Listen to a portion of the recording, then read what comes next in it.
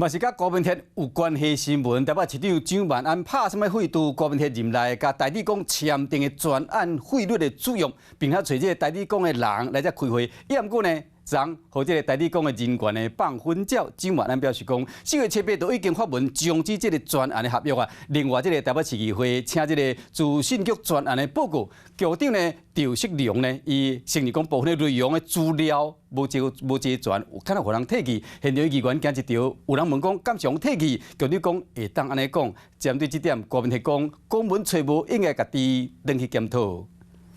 我也一直觉得，哇，就是台资光案其实就是资讯局的大巨蛋嘛。台北市资讯局长即顺表金言玉起，提大巨蛋含台地公批，背中含戏未输不得戏。可能是内部的这些资料，有一些的确是我们在人手传递的过程是可能有一些资料是没有那么齐全，所以有些资料已经不见了，被带走了，是这样吗？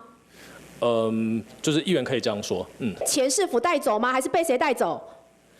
这个具体来说，就是他们手上的确是有一些市府的资料，但是至于说他们是如何取得，这个我们可能不是特别清楚。检调已经开始追查，资讯局长说讲资料有欠，和议员当地的查查，追问资料敢是靠征调国文体团队会起护照抄？可能是跟11楼的会议记录，我们手边是没有的。所以11楼是谁？11楼是市长室，是不是？就是其实还包含了府级啦，就是不完全是市长室。前期宣告11楼，也就是副局长官，这笔会是日后消费前市长郭文铁。你们自己急速的公文找不到，这怎么回事？自己先回去检讨。除非你跟我讲那电脑骇客进去把什么都涂掉。无先前家己团队把资料照抄，即马接手的蒋市府爱处理解读郭文铁任内106年专案贿赂主要。进前发函台理工，对方4月19回文讲不服，张义波找台理工来开会，不过空单半点钟，各方放混淆。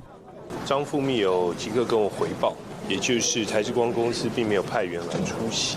那另一方面，我们在4月8号就已经发文终止专案合约。就惊台理工直接断碰，北市府找找闭环系统，嘛面前要爱两边沟通。本来台理工直接让讲，要如何确保市民的款项，要让治安出现黑暗期，将做蒋市府批判的难题。Hello， 大家好，我是林依文。想要抢先掌握最及时的新闻资讯吗？赶快订阅、按赞、开启小铃铛，锁定华视新闻的 YouTube 频道。